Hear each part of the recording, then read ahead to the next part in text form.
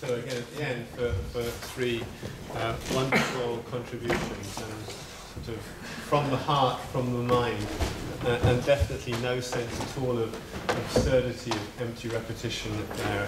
They were great contributions. Thank you very much, all three.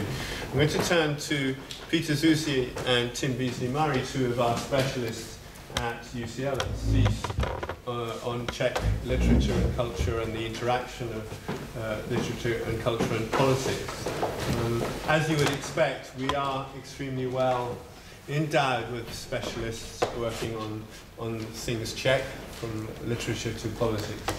And I asked, and Seán will speak at the end, asked three of our specialists to give a very brief sort of comment on Havel himself and on what we've heard as a prelude to opening for discussion around the lecture theatre. So Tim, if you could speak first.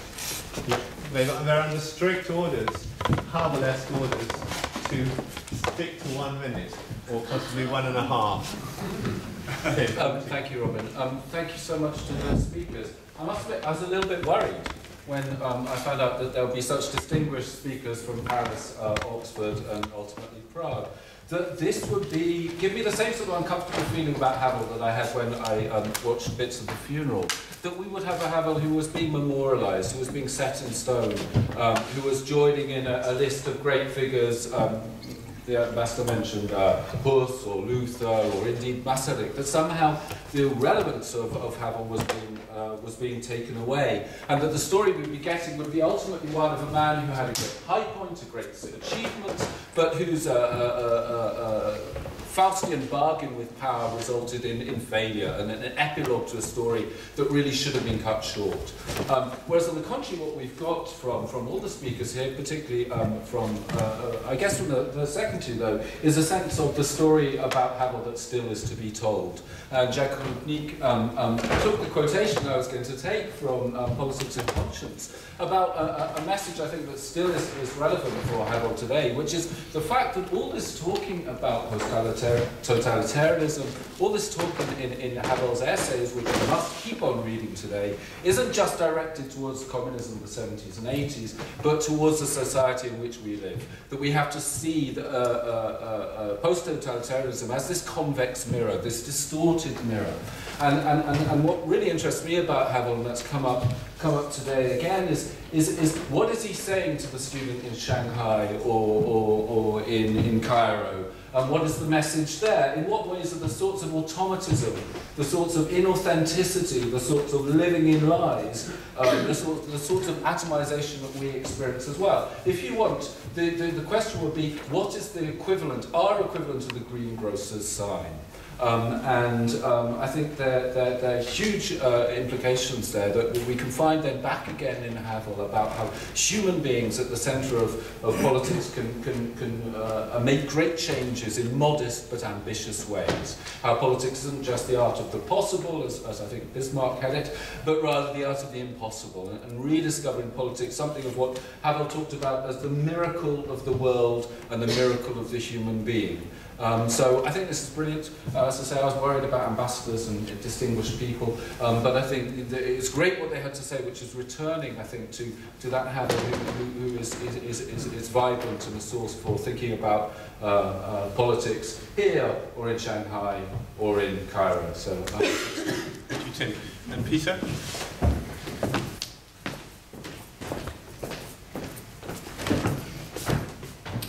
My name is Peter Zusi, and I teach Czech and Slovak literature here, so a humanist, perhaps it was inevitable.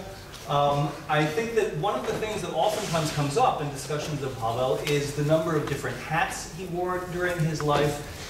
People are impressed by the way he brought together fields of endeavor that are oftentimes seen as incompatible, whether it be playwriting, literature, political action, political thought. All of these different things seem to come together. In other words, what Havel really was a synthesizing figure. And on the largest level, as Jacques mentioned, somebody who synthesized the idea of the life of the mind and the life of action, vita contemplativa and vita activa. For that reason, it's all the more striking to me that there's one division in our image of Havel that still seems to be very persistent, and that is the division sort of pre-president and then President Havel. This is something that I think has been touched on by a number of our speakers today.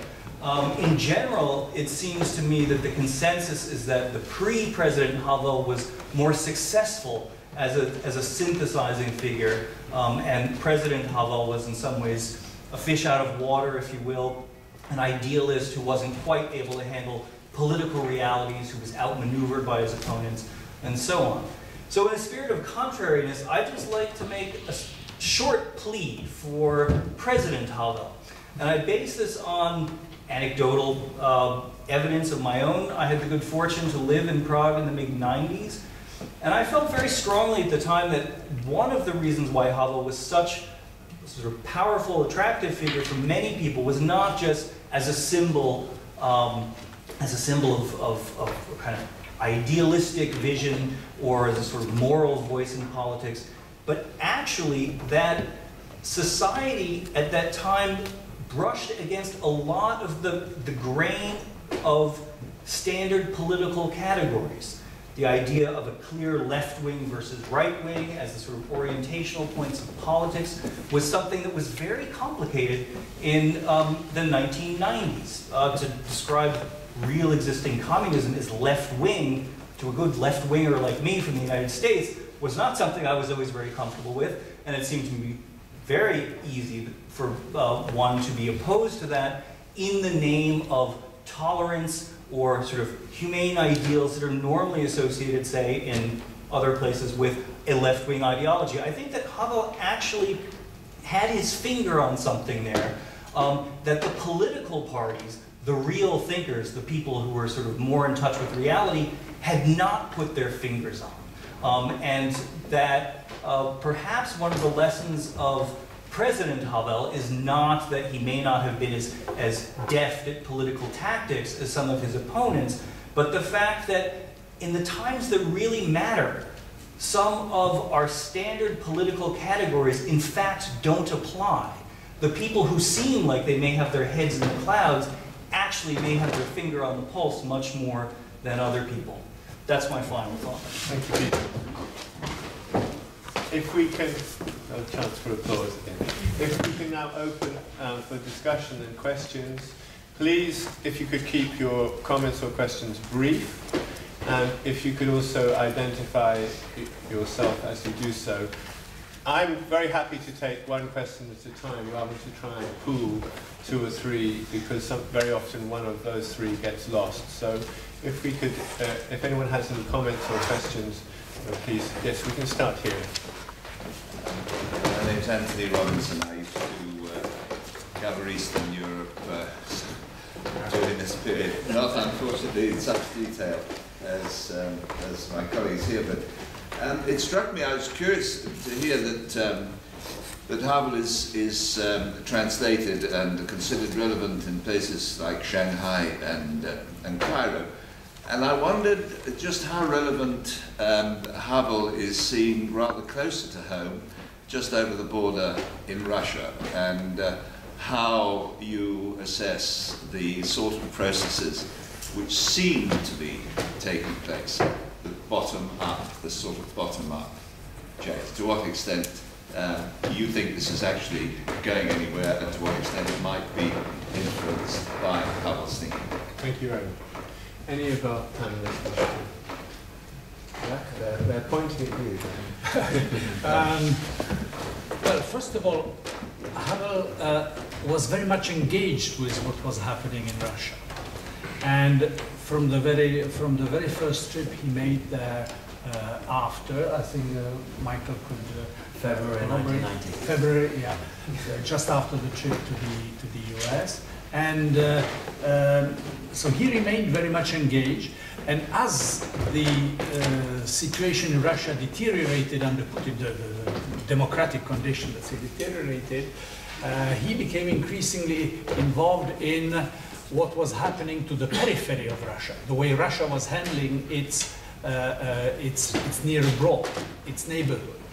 And yeah, So he, you know, on Georgia, on Ukraine, on Belarus, he would be very much engaged. Now, if you're talking about what is happening right now in Russia, and that is interesting, I couldn't tell you the detail, perhaps Tim has some information. The last thing I saw, a big poster in the demo, the last demo that took place, what, a week ago or something like that. Usually, Russia needs is gather. So that's a short answer. Ambassador Tim, would you like to? No. Yes. A question there in the middle at the back. Yeah, Edward Burke from the Centre for European Reform here in London. Just a quick question on, I thought it was very interesting when you raised about whether Havel should have been president of the Czech Republic after the demise of Czechoslovakia. I don't mean to quibble with your Churchill anecdote, but Churchill actually did far worse than preside over the British Empire, presided over the disintegration of the UK as it was by signing a peace treaty with the IRA in 1921. And therefore, that leads me on to the question about Churchill did so because he eventually wanted to be rid of Ireland. They were rather tired of Ireland. Ireland needed to go for the sanity of the rest of the United Kingdom. And so, how painful was losing Slovakia, so to speak, or the disintegration of Czechoslovakia for Havel at the moment? I mean, I realise I think it was quite traumatic, but you know, 10 years after, 15 years after, did he view that as sort of as a defining moment in his life of political failure? And then did that endure until the end, so to speak, or did it soften? You know, towards the end of his life, that he realised that a vibrant Czech Republic and a Slovak Republic had taken the place of the former Czechoslovakia. Well, maybe I should take this one on. And in doing so, I should also recognize the presence of my friend and neighbor, the Slovak ambassador, Miro Vlachovský, in this room, so he can check or disagree with what I say, but I don't think he will. First of all, I should correct. Maybe Tim left inadvertently an impression that, unlike Churchill, who said that he would not preside over the demise of the United Kingdom, Havel did. He did not. Havel resigned on the 19th of July. 1992, with the explicit purpose not to preside over the demise of Czechoslovakia. He realized by then it was inevitable, it was coming after the victory in the June elections of the two parties in the Czech Republic and Slovakia respectively, which together agreed upon the split of Czechoslovakia. He realized he did not have the power to stop it. He did not have the constitutional power to hold a referendum, which he very much wanted to do, but constitutionally he was not in a position to do so, and it was impossible to pass the legislation in the parliament, which was by then hopelessly gridlocked.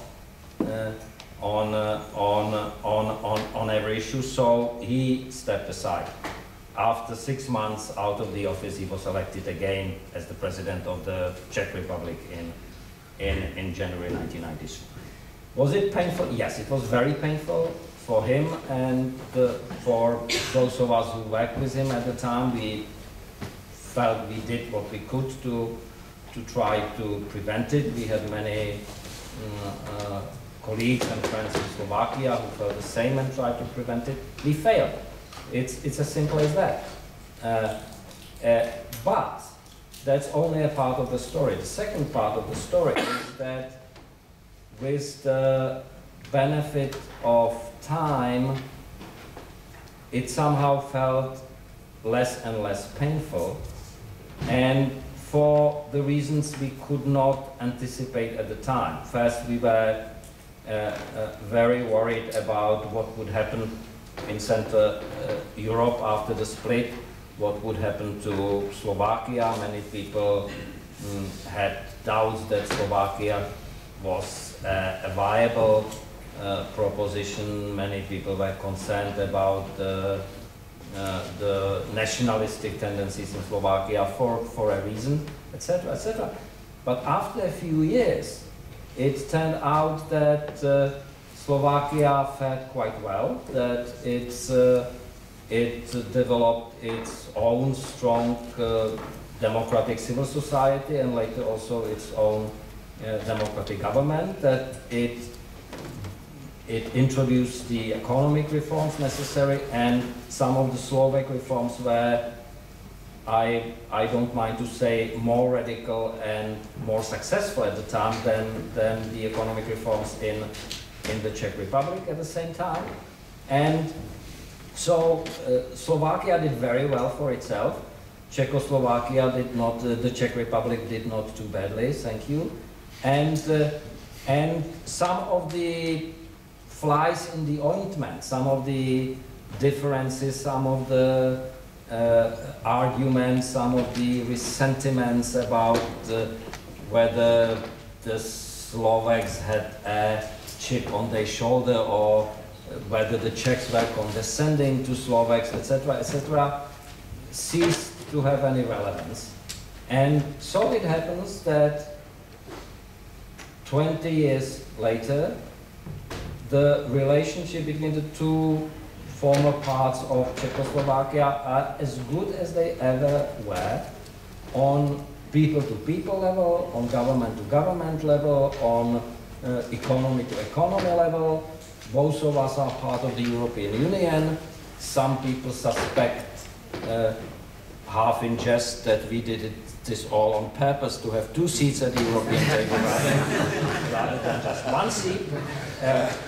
It doesn't matter. So I know for certain that in his last years, Václav Havel took the division of Czechoslovakia, which he took very painfully at the time, much more philosophically and much more positively. And Miro knows how he still went quite often to Bratislava and how he still kept in touch with friends in Slovakia and with the Slovak society. In the end, it's a very positive story. Yeah. I mean, first of all, if I may, it wasn't me quoting Churchill, it was Jacques. And correct. And what Churchill said was, "I have not become the king's first minister in order to preside over the dissolution of the British Empire," which is precisely what he did, of course. On this question, let me make an entirely personal comment, and I wouldn't dream of asking the ambassadors to comment on it because it's an undiplomatic comment.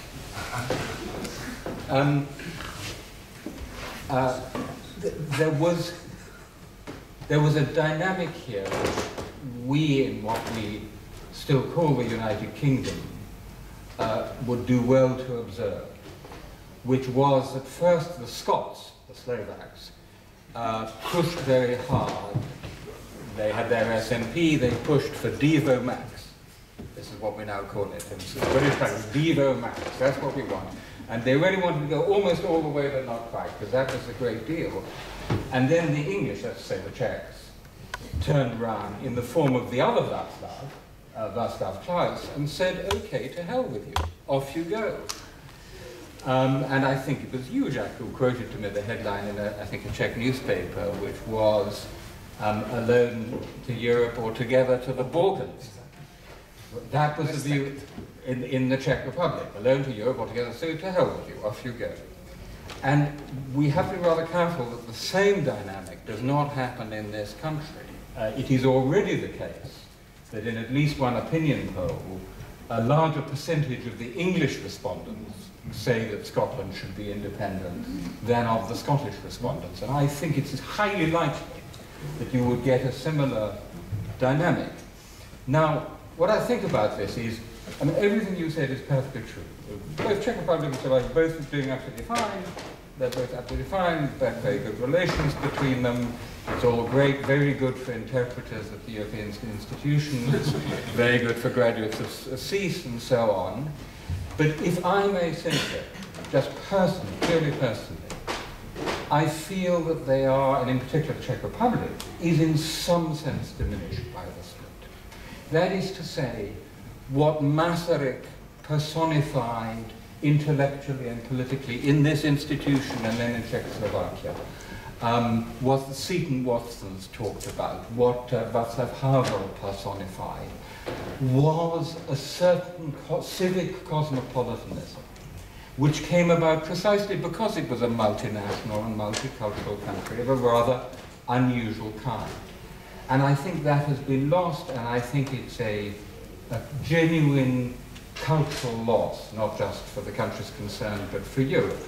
There is clearly a gain of the kind that you described. There is a gain in clarity. Good fences make good neighbors. Both countries do fine in many ways. There's arguably a gain in, as it were, political transactions, if they're clearer. But I would want to say, on this occasion, that I think there has been a cultural loss, as I think there would be for the English, perhaps more than for the Scots, if we let Scotland go. I couldn't comment on the United Kingdom, but very undiplomatically, I would agree with you on the former part of the sentence. Jacques, briefly, and then we'll ask. I very much I agree with basically what Tim said. Maybe just a footnote to clarify a point I made during my talk. Yes, he didn't want to be part of the breakup deal. Okay, he resigns. But then goes for becoming Czech president. And this is where a number of people, this is where, I'm going back to Pavel Tigri, who, that was his criticism. You then become the symbol of continuity for a newborn state that you didn't want in the first place. That would be the criticism, if you want. Then, of course, the conditions under which he becomes president. I mean, I recommend to you to look at the video of the election of Václav Havel as Czech president in '93. Highly recommend how the dominant party, the ODS, how the MPs behave, reading newspapers, chatting, etc., giving clearly, very demonstratively the feeling that, we are not really interested. The real power is with our boss, Václav Klaus, etc. So this is the context. It was a very well, I don't know to dwell on that, but we are not here just to commemorate, also to remember certain difficult moments. So there are tensions and contradictions. Now, just to come back, 10 years after, I asked him, what do you think about this? And he says, well, you know my views about what I thought then. However, he said, it may well be that if we had stayed together at all costs, that the national question would have become so overpowering that it would have, dominated absolutely everything. So whether we would be and there were urgent issues of the transformation about democracy, institutions, about the economy, etc. Whatever you touch, it would become a national football, a zero-sum game. And who knows how it would have turned out. So he was opposed to the breakup. Don't forget, '92. This was a time when war was breaking out in Yugoslavia. So, and we repeat a number of times, as long as I'm president, nothing like that can happen here, and our people get along fine. But still, this is the context in which we are talking of a breakup. 10 years after, he says, well, we don't know whether the whole transition to democracy would not have been poisoned by the national question. So, this is just, you can consider this to be self-justification a posteriori, but it is an interesting, I think, an interesting observation. His Excellency, I'd like to... Okay, thank you. I feel obliged to be here because Václav Havel was also my president, as a Czechoslovak president, and I'm not only obliged, I feel it this way.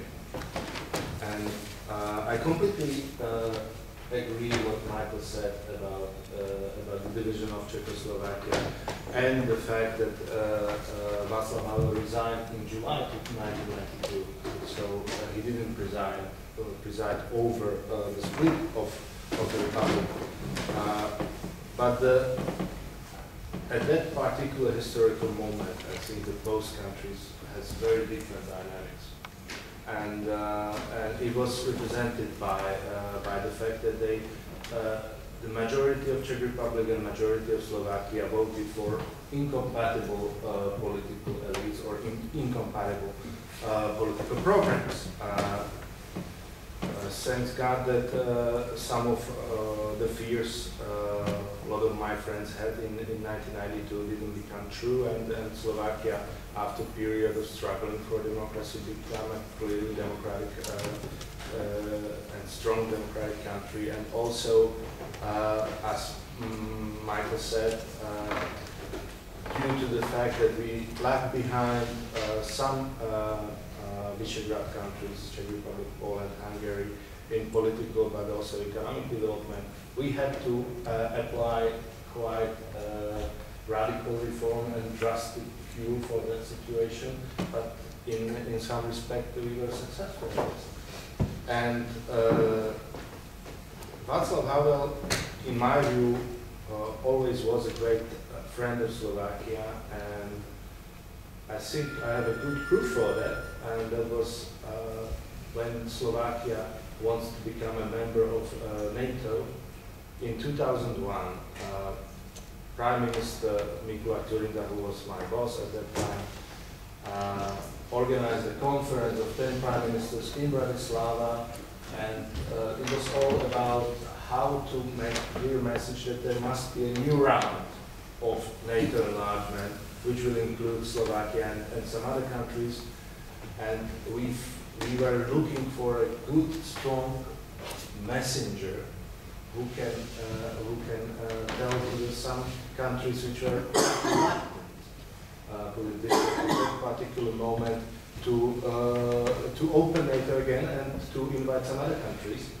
And if you read the speech of Václav Havel in Bratislava in, I think it was May 2001, his moral plea for including Baltic countries into NATO was very powerful. So I think he helped us even as he wasn't our president anymore. Thank you. You That's that. Well, I'll let others address more in depth the relations between science and the humanities. This is clearly Michael's favorite topic. But as far as the historical narrative, yes, if you become president, you are, among others, invested with this uncomfortable task for a critical intellectual. You are supposed to reformulate the national narrative. So, okay, at the beginning, it's easy. We are, history is back. Some people were telling this is the end of history. No, history is back. We are reclaiming the reconnection with the democratic history before communism. And therefore, the connection of Havel and Masaryk can work there. But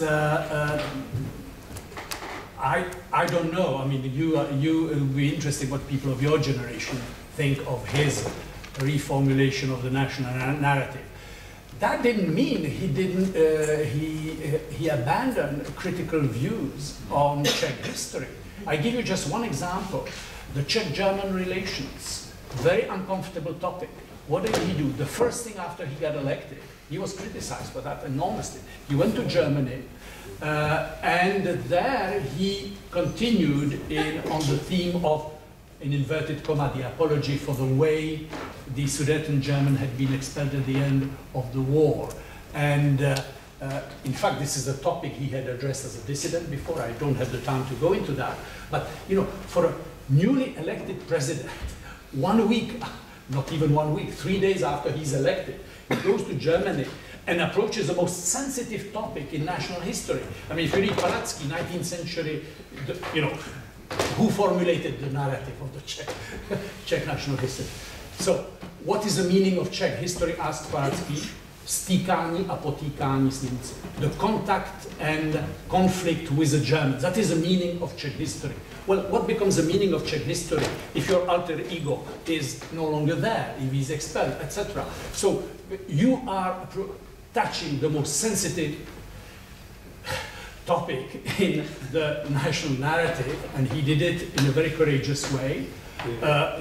At that time, he could afford to do it because his strength, his legitimacy was so powerful that he could afford to approach even unpopular subjects such as this one. I just gave you this one example. On the second question about communism and totalitarianism as a distorted mirror of the crisis of Western modern civilization, this was certainly not to please the authorities, as you said. I mean, I don't think he's written anything ever to please anybody or to please the authorities.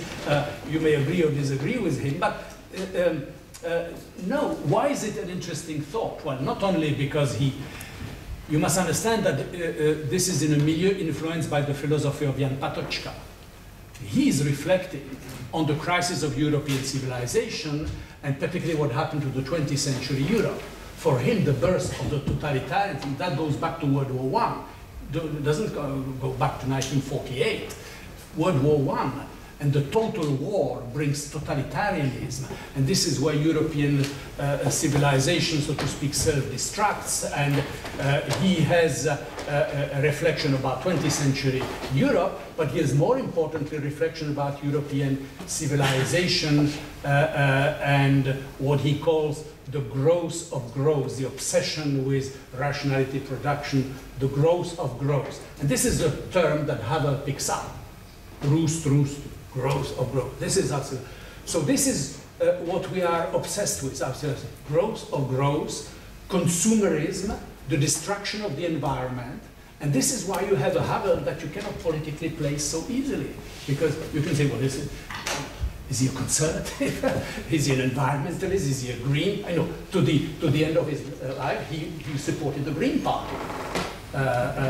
So there you have, you know, I think at least an illustration that when he says this is a distorted mirror of the crisis of Western modern civilization, that means that even when communism is gone, the problem remains. And therefore that brings you as a reader today into the game. If it is simply a matter of discussing what happened under communism, it's a point of history. The way Havel formulates it, and this is why he's read around the world today, it's because he raises a question, a very debatable formulation, you may agree with it, but that brings you into the game, that confronts you with this very difficult question. Thank you very much. Just to add to that point, I'm not myself always convinced that the more quote-unquote philosophical passages in Havel's writing are actually the greatest. It's maybe because I don't always understand them.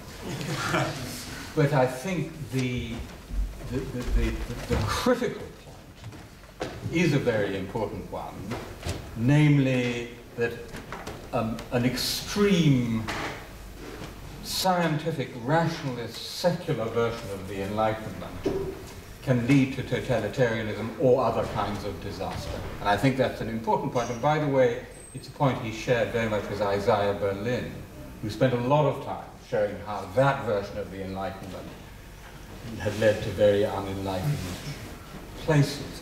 If I may just add two quick comments on the other parts of the discussion, because I actually somewhat disagree with something Jacques said and something Peter Zusi said, which is this notion that Václav Havel triumphantly synthesized the vita activa and the vita contemplativa, that he somehow cracked the dichotomy between intellectual and politician. Because my view is that he precisely didn't. Yeah. My view is that he lived, exemplified for us in a very interesting way, but also suffered from that tension all the time that he was president. And one of the reasons that he wasn't more successful at certain points in down-dirty realpolitik is precisely this ambivalence about his role, that he kept this ironical ethical distance to politics, so he wasn't going to make his own party, which if he'd done it at the right moment, the Havel party could have been very big. He wasn't going to go down there. And the lesson I take from that is that actually, no, you can't perfectly combine being the intellectual and the politician. You can at different points be one and then the other, and then the one again, because one thing he triumphantly did was at the end turn around and say, hey, by the way, I was a critical independent intellectual all along, and here's this wonderful play, Leaving, which is an ironical reflection on my whole political experience. So that you can do, but combining both at the same time, no, because one is the role we have as intellectuals to seek the truth, to tell the truth as best we can, dare we say, to live in truth, to speak truth to power. The other is the perfectly legitimate business of politics, which is to work in half-truth, if I can put it that way. And that's just fine. That's a perfectly legitimate thing to do, but they're different roles and they shouldn't be confused. So I actually don't think that should be his epitaph, the synthesis of intellectual and politician. But the intellectual in politics, in the sense of someone who had the most extraordinary, profound, interesting, amusing, analytical stroke activist reflection on all different kinds of politics. There I absolutely think so. I mean, I think the volume, I'm so much with Jacques, the volume we need is the volume of essays which has the letter, because of course like the power, the powerless politics and conscience.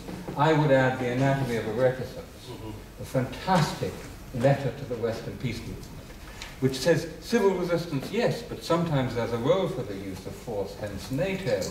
The great values of Eastern Europe, yes, but what about the West and what about the Euro-Atlantic community?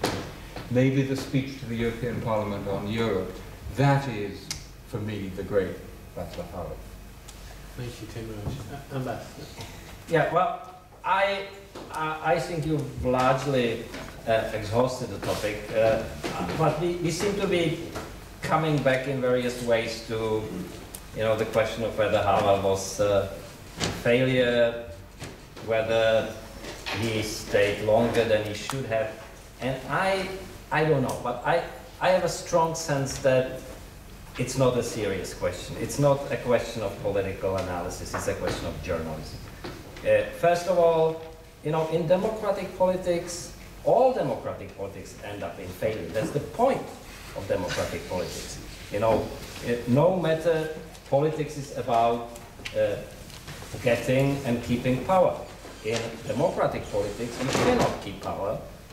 Sooner or later, there's someone else coming and he will replace you.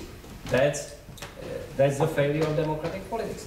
Second, by any standards of politics, getting re-elected 4 times as president of a country, show me another one, without stealing anything, without doing really anything dishonorable, leaving a country after 13 years that by all European standards is not the worst of European countries. I will not go further than that. Is in my book, that's not a failure. The only problem is that, and that's the absurdity of Havel. By Havel's standards, he was probably a failure. To conclude, I'm going to ask Seán Hanley, our political scientist with special interest and expertise on Central Europe, including the Czech Republic and Slovakia, to say just a few words, and then we'll ask the 3 main speakers if they wish to add one more last comment. Sure. Thank you. It's really hard to have the last word after such a... You haven't got the last word, the 3 speakers. After such a wide-ranging and wonderful discussion from such prominent speakers, I think what's emerged from the discussion today and from the comments is that it's very clear that Václav Havel speaks to us all, both as a dissident thinker and, I would add, as a president and politician. It's striking how he's at once both a figure who is very much engaged in his time and place, thinking about the nature of late communism, post-totalitarianism, as he called it, grappling with the transition to democracy in Czechoslovakia, the management of Czechoslovak state, the future of the federation. But at the same time, there's always something that talks to us more widely, whether we're in Tunisia or Russia, or sitting here now. He writes about the nature of power, the nature of modern society, where politics begins, where real life ends. And at the same time, as president, he also has a particular vision, a particular idea of the Czech Republic and what it might become. He isn't, of course, an ideological visionary, as has already been mentioned, but in his writings as president and in his speeches, and of course they're less complete, less well-rounded, less developed than the classic essays in dissent, he articulates a particular democratic view of a society where citizens are engaged, which is decentralised, where democratic politics is rooted in local communities, where political parties are not too powerful. And I think this is a vision which still speaks to us today. Václav Havel's Czech Republic, which is not quite the Czech Republic which it really exists, not that today's Czech Republic isn't a well-governed, better governed than many people think, country, still speaks to us today, but at the same time, very Czech. The second point I would make is that whoever we are, and Havel of course has been mentioned, speaks to us whether we're a conservative ecologist on the left or on the right. Professor Rupnik was mentioning how dissidents in communist Czechoslovakia were in contact with a wide variety of Western intellectuals in the late 1980s. We will find things that we don't agree with. We will find maybe what we see as inconsistencies. Anti-capitalists can take comfort from some of Havel's criticisms of Western society, of consumerism. At the same time, Václav Havel was supportive of British and American intervention in Iraq. He doesn't offer us an easy, clear, worked out recipe. He forces us to think about politics and democracy and the citizen and real life. I think he does so because he is sceptical and self-doubting without ever being cynical.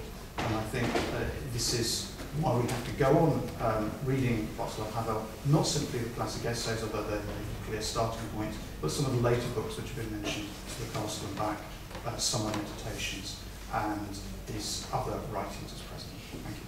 Thank you, Sean, very much. And if we could ask, perhaps in reverse order of their speaking, to start with the three main speakers to share one last comment, view, raise a question, however you wish to. So, Ambassador, if we could start with you, and then Jacques, and then Tim, if we could end with you. I have nothing left. Ambassador's saving for his next performance. Jacques. Perhaps three words. One,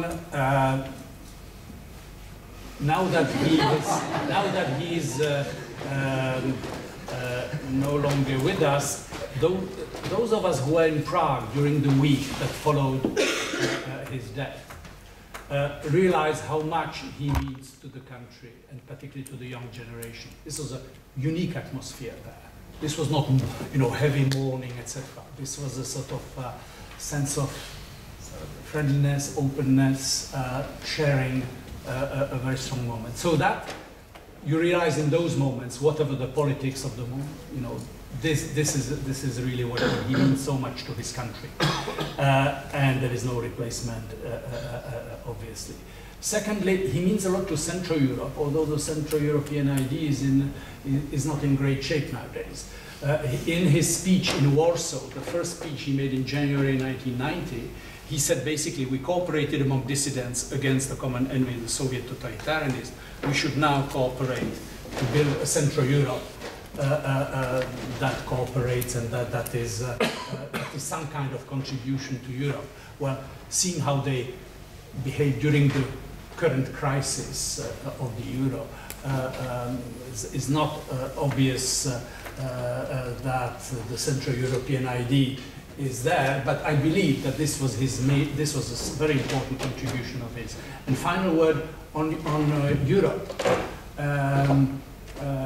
Václav Havel said that when there was a debate about European constitution. He said, here they produced this text of 1,000 pages that nobody is going to read, that includes all the previous treaties.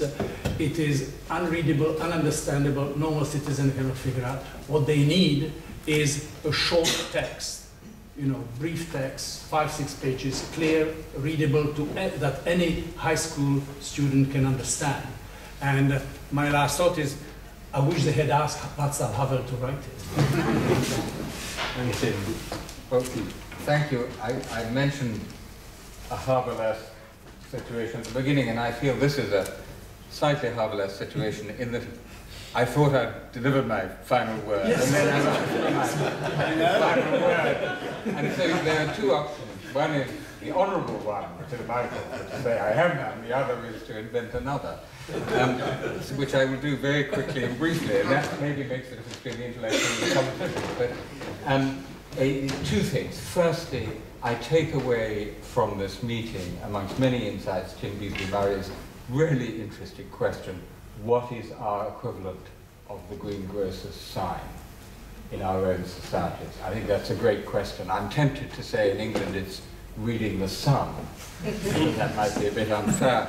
My more serious answer is I suspect where people conform while pretending to themselves they're not conforming, which is his point, in a Western democratic capitalist society, is in the workplace. And if you look for the place of collaboration and unfreedom, it's in the workplace. My second observation goes to what Jacques said.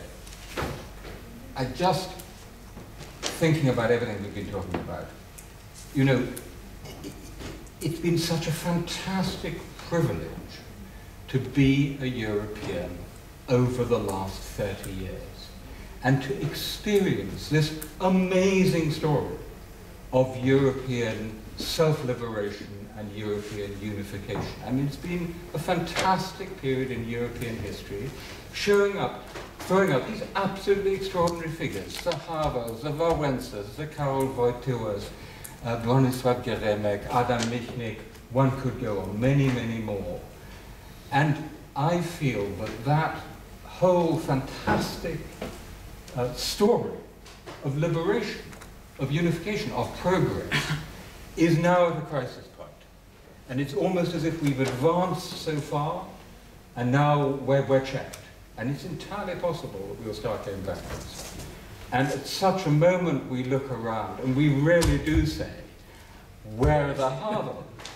You know, as to adapt an English poet, Václav Havel, thou shouldst be living at this hour.